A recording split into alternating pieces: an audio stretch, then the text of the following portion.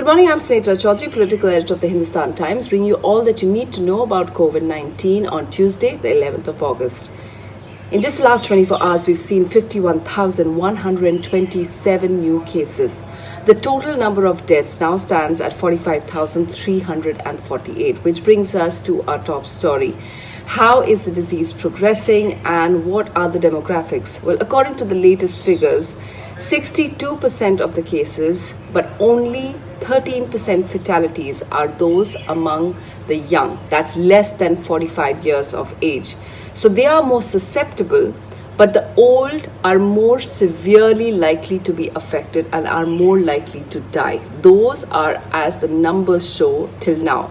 More than half the infected are less than 45 years of age, which means, as doctors say, the more mobile you are, the more likely you are to get infected by the virus. However, the under 17 are the least likely to get infected. In fact, they make up only 8% of the cases. And that is how it stands. We have to see more details as the government releases greater breakup of these results.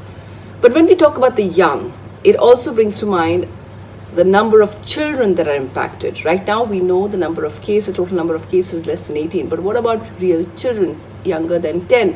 Well, according to the American Pediatric Association, the number of cases in America among children are rising. In fact, in just between July 16th and 20th, there was a 97,000 cases being reported among children in America. That's a rise of 40%, which according to the statistics is much larger and much more significant rise compared to the overall population.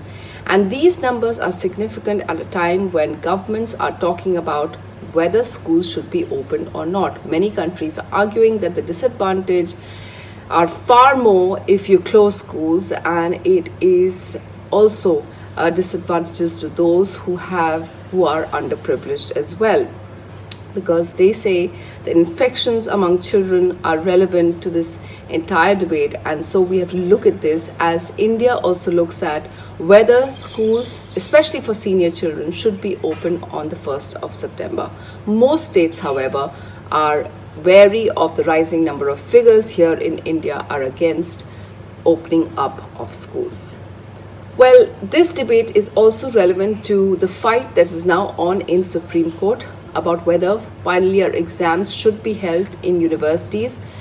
Several states, including Delhi and Maharashtra, are now fighting because they want to scrap the university exams. However, the regulator, the UGC, is saying that that is a prerogative that they have, that only they can talk about scrapping of exams. And if these states insist and they scrap the exams of the final year university students, then their degrees without the exams will not be recognized. So the final word on this lying with the Supreme Court, and we have to wait and see what the Supreme Court says. Well, despite these overwhelming figures that are being reported from across the world, in fact, the latest death toll across the world is now 750,000 people are now dead from the coronavirus. But WHO says while this pandemic is rising and while there is a major water shortage now facing large parts of the world, in fact, 3 billion don't have running water and soap worldwide, which will impact the fight against the virus. They, however, say that there are green shoots of hope which everyone should take note of.